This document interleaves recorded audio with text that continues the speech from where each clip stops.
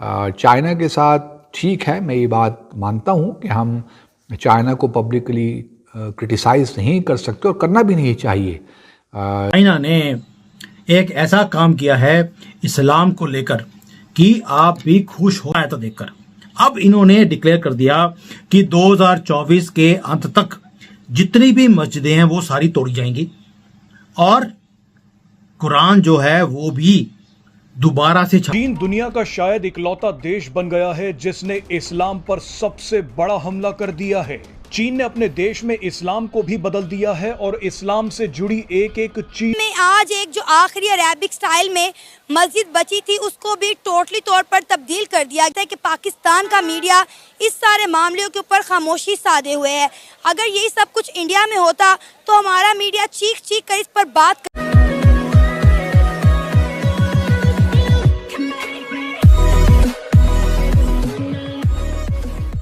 नमस्कार दोस्तों, अब चाइना को कितना भी पाकिस्तान अपना दोस्त मान ले, वो नवाज शरीफ जितना चाहे उतना कह ले कि भाई चाइना के साथ उनकी जो दोस्ती है वो हिमालय से ऊंची है, समुद्र से गहरी और सेहत से मीठी है, लेकिन ऐसा 1% भी चाइना नहीं मानता है। चाइना को जब लगता है कि भाई यहाँ हमारा बेनिफिट है पाकिस्तान के अंदर इस सेक्शन में, तो फिर वहाँ पर पैसा लगाना शुरू कर देता है और फिर तुरंत उनको ऐसा लगता है, मतलब पाकिस्तानियों को, कि देखिए हमारा भाई आ गया वगैरह वगैरह। लेकिन चाइना यहाँ पर टोटली अपना बेनिफिट देख रहा है प्रोफेशनल वे पर।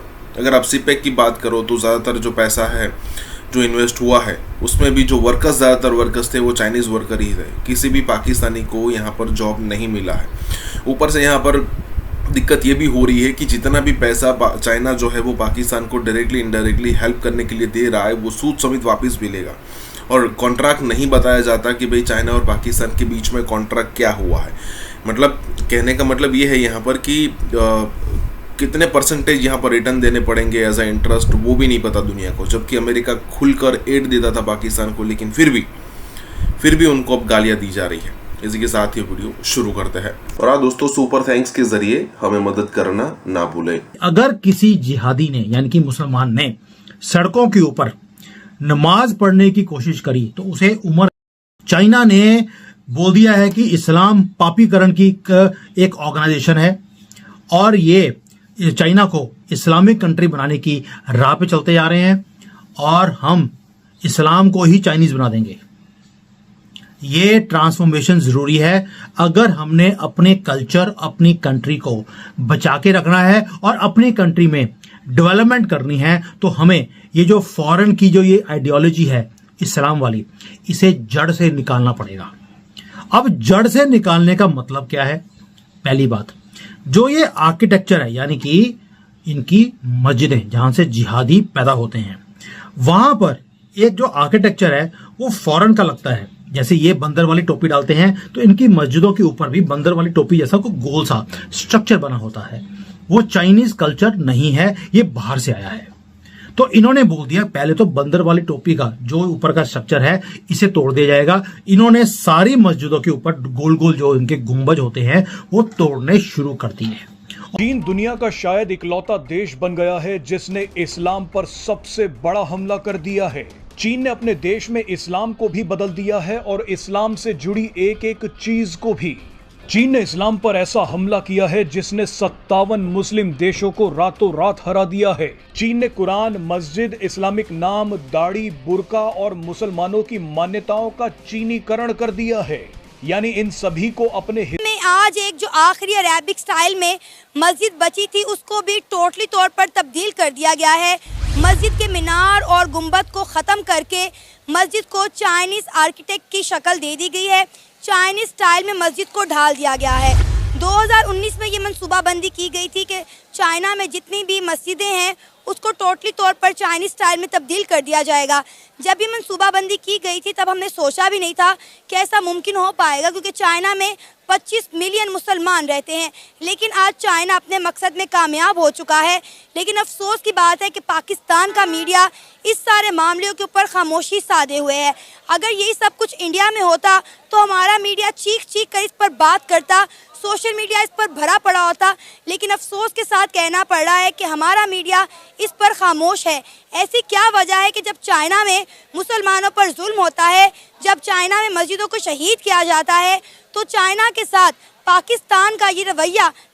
चाइना के साथ ठीक है, मैं ये बात मानता हूँ कि हम चाइना को पब्लिकली क्रिटिसाइज़ नहीं कर सकते और करना भी नहीं चाहिए, लेकिन उस बिल्कुल इशू को रद्द कर देना चाहिए कि नॉन इशू है, तो ये भी गलत तरीक़ा है। इस तरह नहीं मेरे ख़्याल में पाकिस्तान को पोजीशन लेनी चाहिए।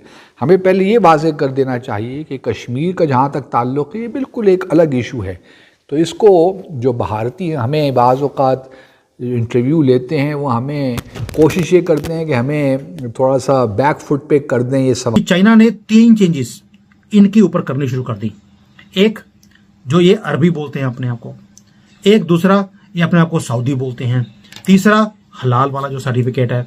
ये 3 चीज़ें जब करेंगे, रिमूव करेंगे, तोड़ेंगे इनके सामने, जैसे इन्होंने दुनिया भर में मंदिर तोड़े, इन्होंने क्रिश्चियंस के चर्च तोड़े, अब इनके जो मस्जिदें हैं वो टूटती जा रही हैं, इनके रेस्टोरेंट्स बंद कराए जा रहे हैं, और लोग जब भी देखते हैं ये टोपी बंदर वाले टोपी वाले लोग इनकी दुकानों में जाना पसंद ही नहीं करते। उनको मालूम है जिहादी हैं, क्योंकि ये सोशल मीडिया पे पूरा दिखाया जाता है कि कैसे ये लोग चाइना की तरक्की से नफरत करते हैं। इन्हें यहाँ से चाइना से अलग कंट्री चाहिए, इसलिए इनकी दुकान पे कोई जाता नहीं है। ये जिहादी ही अपनी जिहादियों की दुकानों पे जाते हैं, और जैसे जैसे इनकी जड़ें कटती जा रही हैं इनके नंबर्स भी कटते जा रहे हैं।